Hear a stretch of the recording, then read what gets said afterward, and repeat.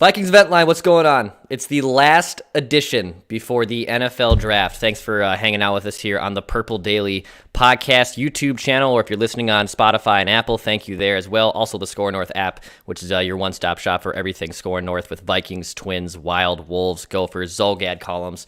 Plenty of things that you can find on that Score North app. This is Vikings Vent Line. We're going to have our three guests, Billy, Evan, and Chris, join us here in just a bit. We're going to break down some NFL draft conversations. If you have discovered us for the first time, please hit this subscribe button that's on our YouTube channel. You'll get plenty of Vikings things. We got a lot of cool stuff locked in for the next few days here on Score North. We're going to be doing a live draft-a-thon. We're going to have a live version of Vent Line right after the Vikings pick at 14, or maybe at a different spot. Who knows?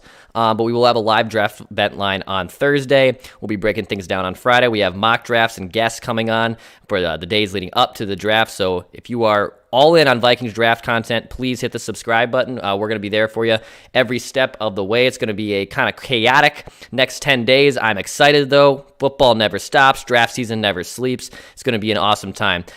If you also are looking for other Minnesota sports conversation on those great Minnesota Twins, or the Minnesota Wild who just clinched a playoff spot, even the Wolves who finally are showing some life. It just took 70 games into the season to make them watchable. Go to our second YouTube channel. That's Score North MN. You can hit subscribe on that channel as well, and you'll get plenty of other Minnesota sports takes in your feed. Also, if you want to get on a future show, we will be rocking Vent Line on Sundays afterwards. I think I have a few people locked in for next Sunday's show, and I know that's going to be an anticipated one because it'll be after the draft, and we'll be able to dissect some things. Still shoot me an email, vikingsventline@gmail.com. I have a list of guests here. Try not to go out too far so I don't get too crazy, but at the same time, send me some emails. I bookmark them, I checkmark them, and then I'll get you on a future Vikings Vent Line show. But without further ado, let's bring in our guests. We have Billy, Evan, and Chris. Billy said he is in Dallas. Evan, you're in D.C. Is that where you're at? No, I'm in Atlanta, Georgia. Atlanta, Georgia. And then Chris, where are you at? Delaware. All right, so Vikings Nation here all over. We got a Minnesotan, we got a guy in Dallas, got a guy in Georgia, got a guy in Delaware. What is the Vikings seen big in Delaware? Is there Vikings bars or anything? What do you do for Vikings game days in Delaware? No, there's none of that here. Yeah.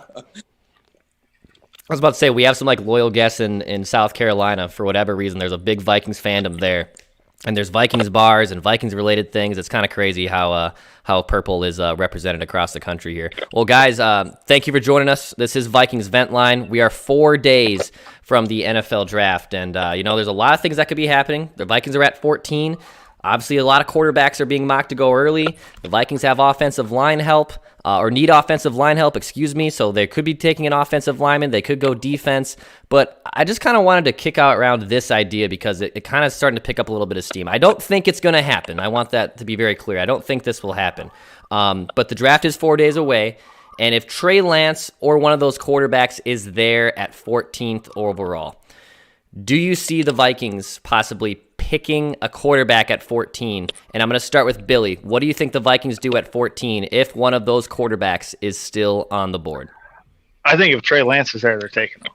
Unless they get me personally, I'd have to get a future first, a second this year. You'd have to get a haul to give him up. And I'm almost kind of the same with Mac Jones. I know everybody's down on Mac Jones, but I compare Mac Jones, and I hate comparing people, but he is very Brady-esque. He's got amazing footwork. He's probably got the best footwork of any quarterback in this draft. Decent arm, stuff like that. But Trey Lance, I'm taking him. And that's not a knock against Kirk. That's kind of – I would take him because I have Kirk. Mm-hmm. You know what I mean? You have Kirk for the next 2 years. You can keep Trey Lance on the bench for the next 2 years, and after 2 years, you're going to see what he is. Exactly. And if he's not great, it's just one pick. Yeah. I think if Trey Lance is there at 14, this one of these great generationally good quarterbacks, and by the way, I don't think it shipwrecks your franchise taking it. Look, I know Ponder was a disaster. Teddy's leg legit exploded, but none of those picks shipwrecked the Vikings. To put a damper on playoff expectations here and there, or a ceiling that could have been reached, but at the same time, it didn't absolutely ruin you, and you didn't mortgage future picks to get them. So if one of them falls, I think it'd be a no-brainer to do it. Mac Jones, I'm not as high on Mac Jones, but I can see a situation where the Vikings would say, you know what, he's a quarterback for a future. He's not going to be rushed in. He's going to sit for a year. Let's do this thing. Evan, what do you think? If Trey Lance or if any of those quarterbacks, even Justin Fields, I mean, for God's sakes, this Justin Fields slander is out of this world, in my opinion. I don't think it's valid or true at all. But if one of those quarterbacks is there at 14, do you see the Vikings taking him? Well, first of all, I'm a huge Justin Fields guy. I think he's easily QB2 in this draft. I don't know where all the Zach Wilson stuff came from, or how he's catapulted over him. But, that's another story for another day. But I think at 14, I think if Lance or Fields is there, I think they take him. I think behind the scenes that Zimmer and Spielman are kind of tired of Cousins, and just how he's handcuffed them cap-wise. So I think giving them a light at the end of the tunnel, I think they'd be excited to take him. Hopefully they take him, but honestly, I think they're end up going to go edge. Yeah. I kind of agree with you that it seems like people are getting, a lot of fans are obviously sick of Kirk Cousins. I feel like it's pretty polarizing. Like it's either you want him done with, you want nothing to do with him, you want him out, or you're just sick of his act. But at the same time, some people still think he's just going to be this great generationally good quarterback. If you give him an offensive line, you give him the weapons, he can make a lot of stuff happen. But I agree with you, dude. I think Justin Fields is right up there. I don't really understand where the slander started. I like Zach Wilson a lot, I do. But Fields, I mean, going out of the college football season was supposed to be QB2, and now for whatever reason, he's like fallen into this weird mix between 3 and 5, and I don't really understand it. I think that, and I know Ohio State quarterbacks haven't all panned out, but like, I don't really like believing that either. I think if this dude's legit and he can ball, like, then he should be able to find a good spot, and he should be one of the top picks in the draft. Chris, what do you think, though? If one of those quarterbacks is there at pick 14, what do you see the Vikings doing? What do I actually see the Vikings doing? If one of them falls, you got to trade back. Like, you got to find that suitor that won. I feel like that would be the best move for the Vikings right now. I keep up with Chris Sims, and Chris Sims, was a former QB, in the league, and his rankings, he's got Lance as number 6. He actually has Kellen Mond number 4.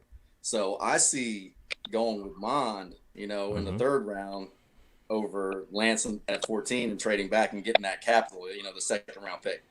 So I can't really see the value in Lance, at 14. I think we have too many holes. This offensive line has got to be addressed. I mean, and with the status with Spielman and Zimmer, and they got to win this year.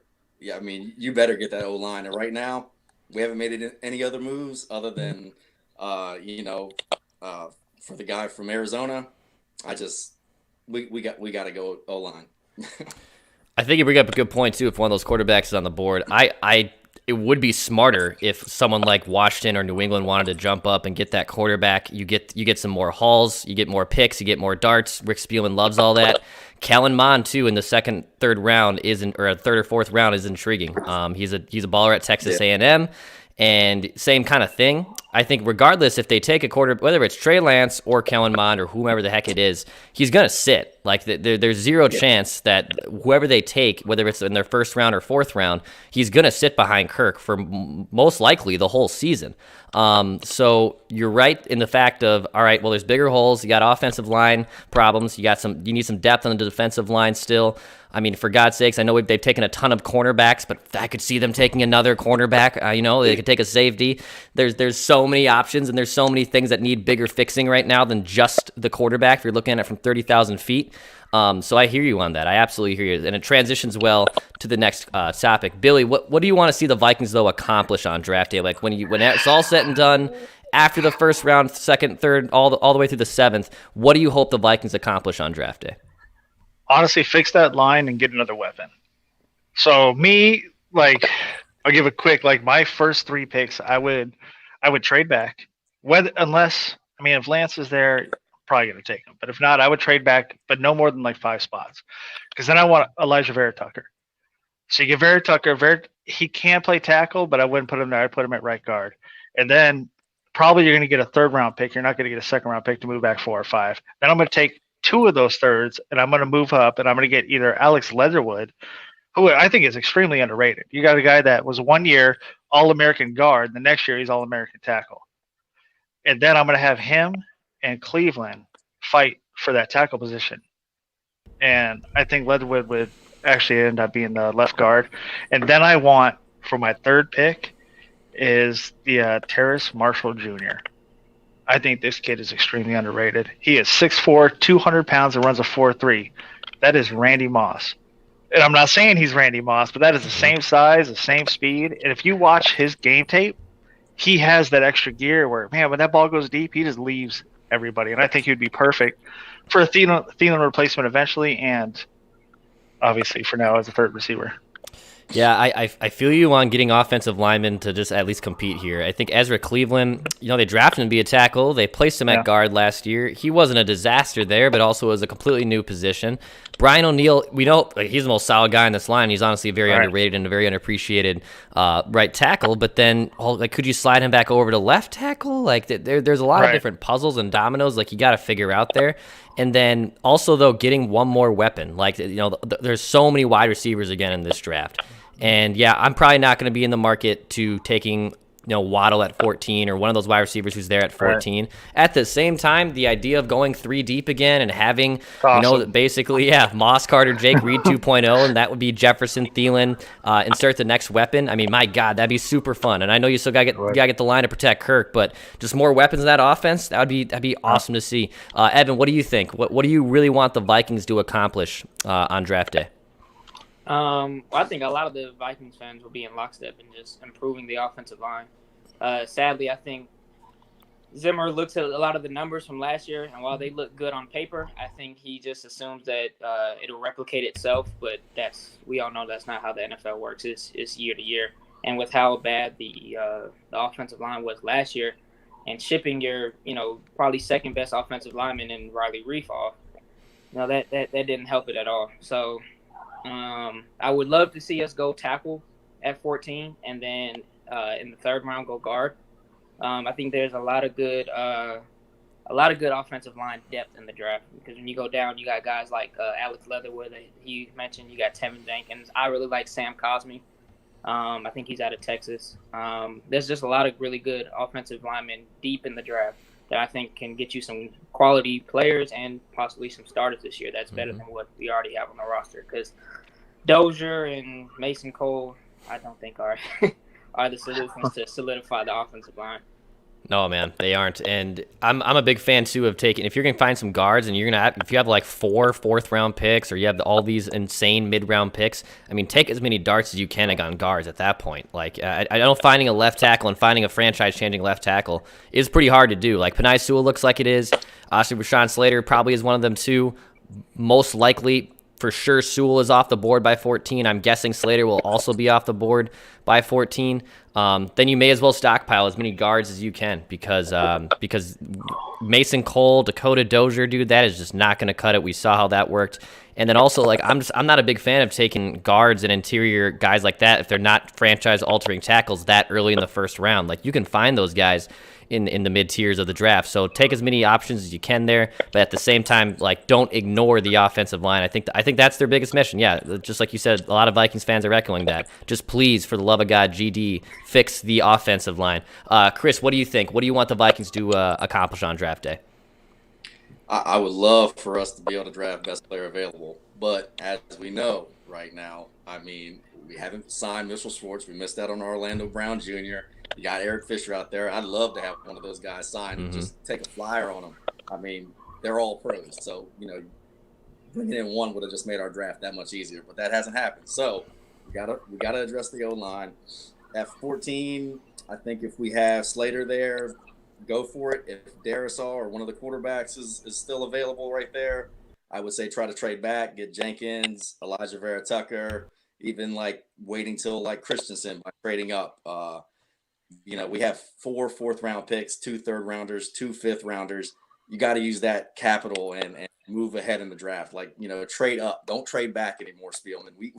We got to make some moves up. Every single round you go back, you lose value. The chances of them becoming starters is nil. So let's use that draft. All the draft picks we have, move ahead, get the second round pick, and let's get our team complete.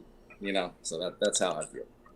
Yeah, we talked about on Purple Daily on Friday just the fact of, Spielman loves to trade back. He loves getting all these darts. He loves getting so many late round picks, but like he's never actually made the big move to trade up. Like he got back in the draft to get Teddy in 2014, but he's never taken his original pick and moved up 6-7 spots. So like let's say it's pick 9, Slater's on the board, and if they feel like Slater is the guy for them, then yeah, trade up your first round pick, move up some other things, and make it happen. I mean, as much as he loves to trade back, I love the idea of that. But then also for once have the aggressiveness to go forward and go with one of those inside the top 10. And also if you're gonna move up 4 or 5 spots from like 14 to 10 or 14 to 9, it's not like you're moving in the top 3. Like, like San Fran got a haul or had to give up a haul to get back to the top 3. Like the board obviously starts to shake out a little differently. You're not gonna have to mortgage insane assets just to move up 4 or 5 spots that late in the first round of the draft.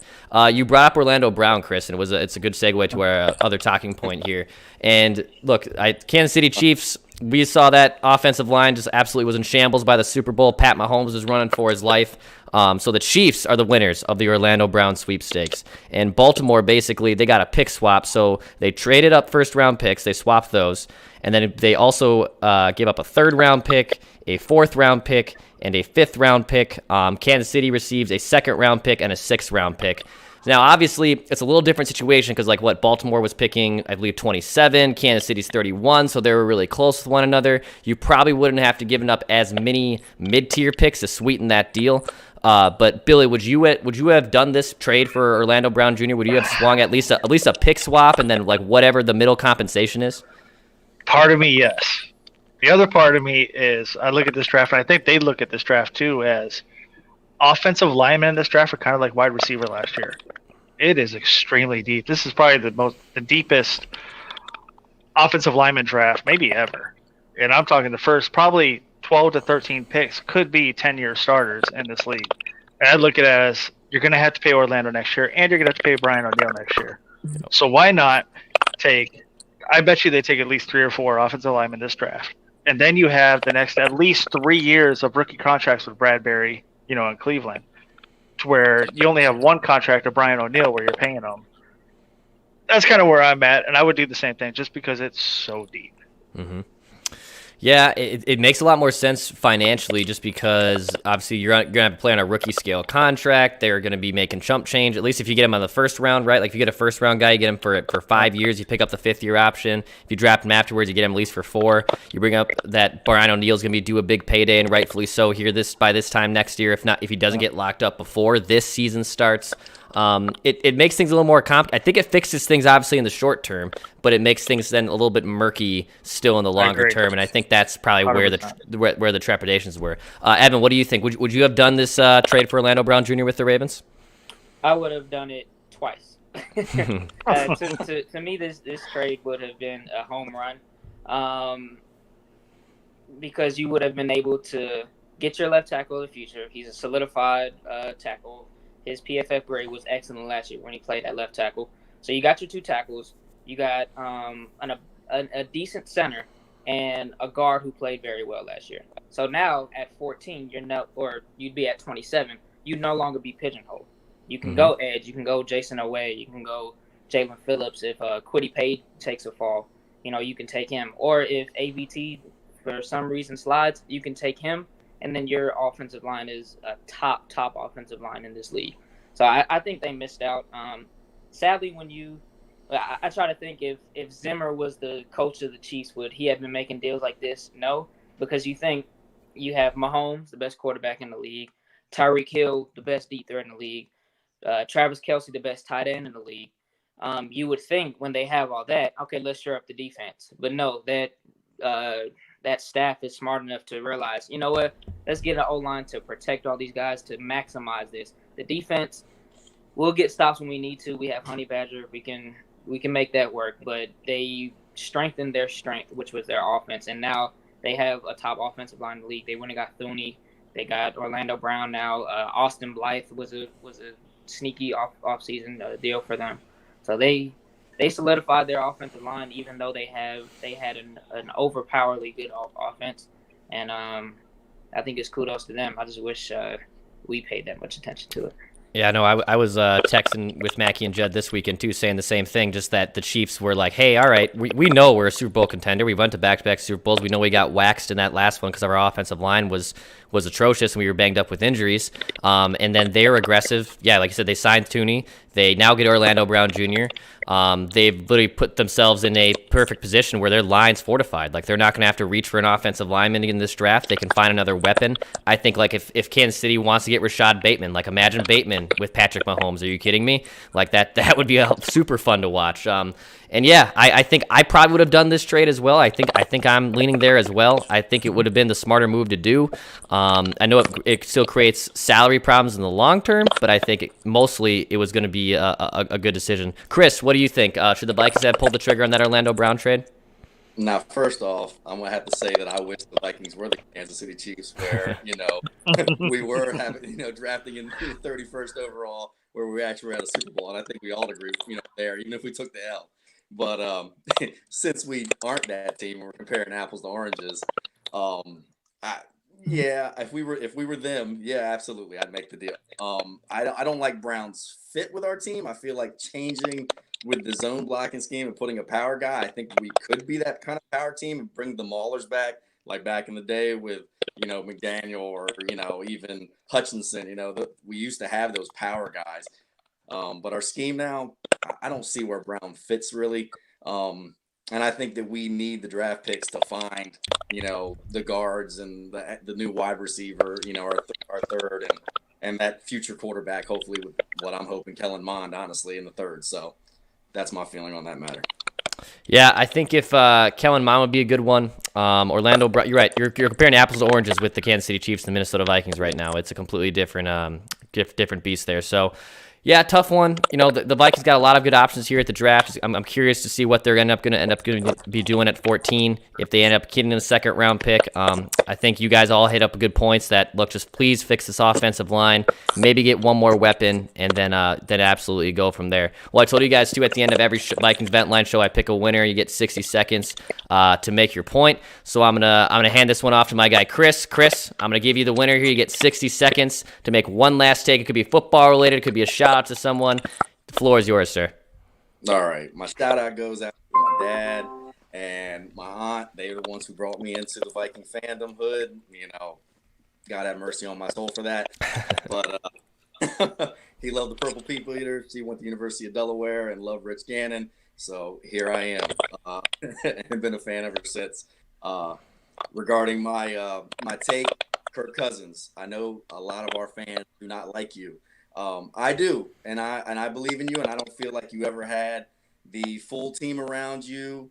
During your Washington days, the defense was always ranked 20th or 20th or worse. Last year we had no defense with the Vikings, and we've never had the offensive line put together. So I hope we give you an offensive line. There's no more excuses, and for you, and that you prove us all wrong, and hopefully bring us to glory, and bring yourself and prove the world that Kirk is not a failure. So come on, Kirk, show us what you got.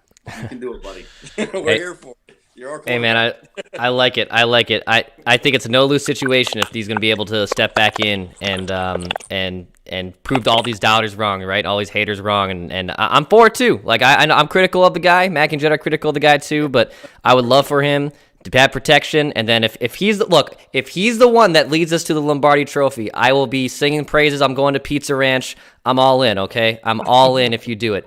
I prove all of us wrong, please. We don't care if you're the one who actually is the one to do it. Yep. I love it. Well, dudes, hey, thank you so much for joining us on Vikings Vent Line. Billy, Evan, and Chris. Again, if you want, please hit that subscribe button on our podcast and also on Score North MN. And thanks for hanging out with us. And we'll be back also starting tomorrow with more NFL draft coverage. I appreciate it. Goal.